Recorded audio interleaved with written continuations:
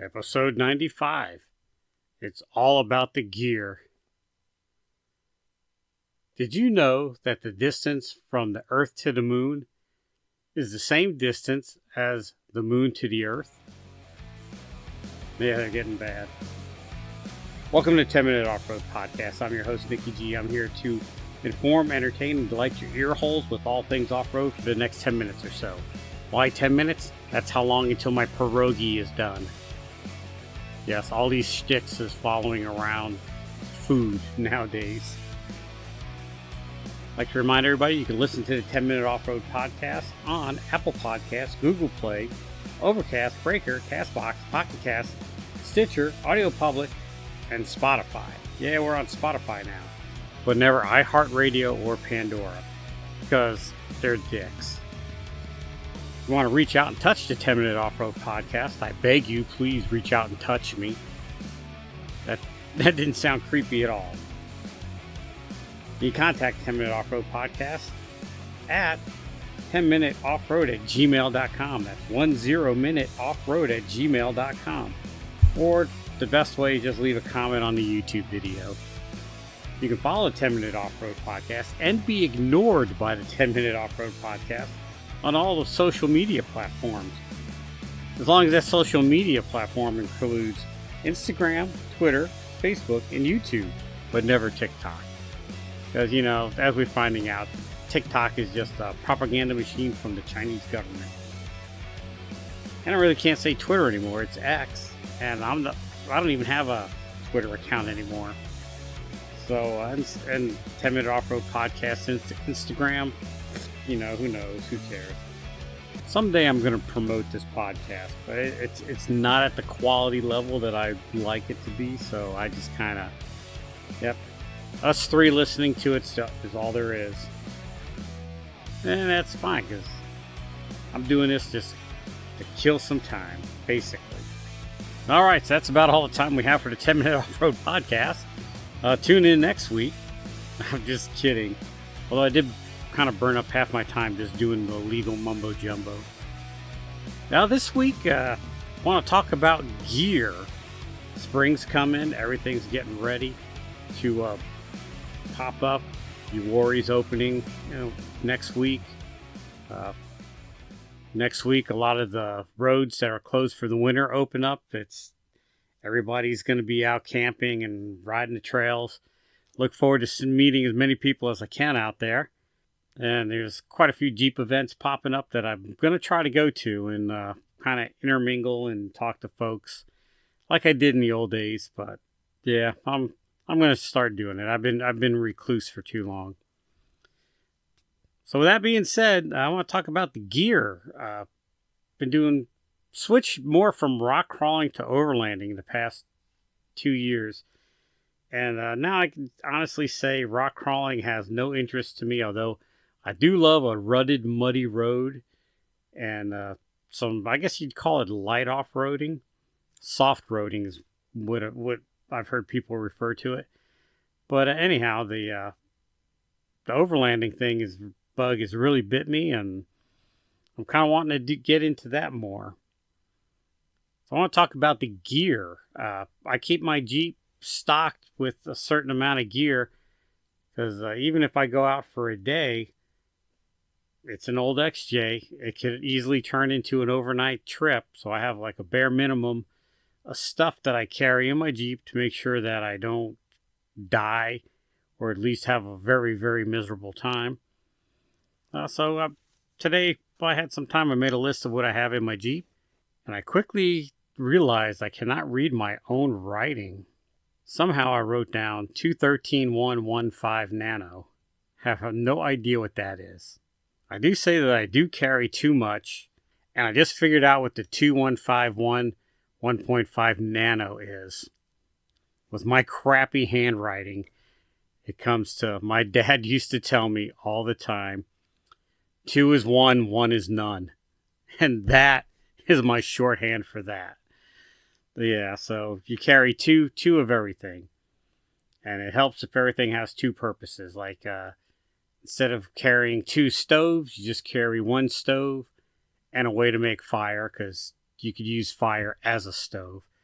So a lot of dual purpose things. Make sure you have a backup in case your one thing don't work. It sucks if you have just a lighter as a means of making a fire and it doesn't work, and then you wish you had a flint and rod, or I guess it's not flint, a steel and metal. I don't know what the heck they use, but you know what I'm talking about, a ferro rod. That's it. So on my Jeep, at all times, I keep a small shovel, a high lift jack, a 2-ton bottle jack, and I use the 2-ton bottle jack 1,000 more times than I use the high lift jack. I'm even debating just to take the high lift jack off, but it's strapped onto my roof rack, so it's not really taking up any room, so might as well just leave it there. I have various tools every time I work on my Jeep. If I make sure I have that tool on my Jeep, and a good example of that is the 36 millimeter socket for the axle nut. I had to use that to change to change the ball joint. I had to take the axle out. And so I just went to Napa and bought an extra 36 millimeter socket, and I just keep that on the Jeep. So whenever I work on my Jeep, I just make sure I have another tool and leave one on the Jeep. With that being said, spare parts. I carry quite a few spare parts that could leave you stranded, like an extra coil, crank position sensor, I seem to go through a lot of throttle position sensors, so I keep a spare throttle position sensor. Of course, belts and hoses. And I saw a video of a guy that doesn't carry a hose. He carries that silicone tape that you could use to repair hoses. So I might just carry that instead of the hose because it takes up less room. A first aid kit, and someday I'll just bring out my first aid kit and I'll just go through everything in my first aid kit. And that would make a good, I think that would make a good episode.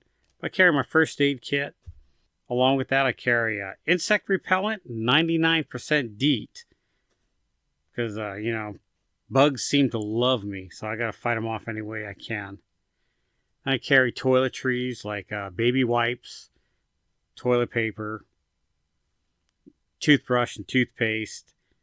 And I don't think I have any soap or body wash on me, but I am yet to take a shower out when I'm camping. Because let's face it, I could live for 3 or 4 days in filth.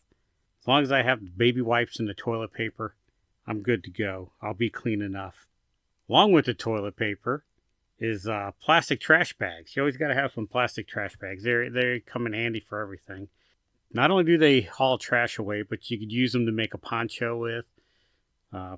Keep things dry, like a makeshift tarp. Trash bag is good to have. If you need to keep something dry, like a backpack, it makes a good backpack cover. A packable blanket.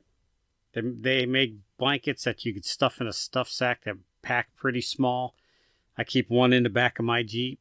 As a matter of fact, I keep one in the back of all my vehicles because my wife and I argue over cabin temperature. I like it cold. She likes it warm. The easy solution we have is she has a blanket with her at all times. That being said, also in my Jeep, I have a change of clothes, an MRE, because you never know when you're going to get stuck and need some food. Then I have a small pack that I call my oh shit pack. It's got a water purifier in it, a compass, ferro rod fire starter, Mylar blankets, a poncho, and I think a couple of glow sticks. I'm not sure. I think I might have took the glow sticks out because they were getting old. Of course, a pocket knife. Lights. I have quite a few lights in my Jeep. I have 2 flashlights and 2 headlamps. The flashlights that you strap to your forehead. And I have 2 inflatable lanterns that you kind of blow up, and they make nice, good lanterns. And those run off of USB, which brings me to I have 2 USB power banks. They're not very big ones. They're small ones. They say they can be recharged with solar power, but it takes like 2 days for it to charge on solar power. Of course, I have various USB power cords. And a can opener. Funny story about a can opener. I had a Dollar Tree can opener. We went to open up a can of gravy, and my can opener broke. Guy that was with us said, don't worry, I have a can opener. And he had the same Dollar Tree can opener, and it broke.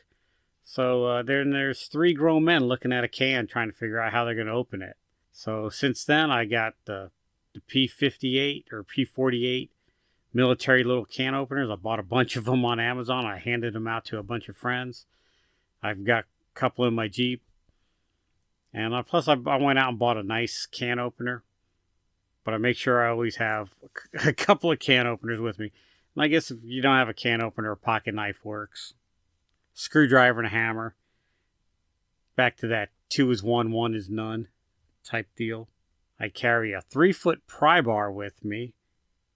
It was actually a big steel bar I got from work, and I just ground a prying tip on it. I have a pruning saw, and I have what I call a hax.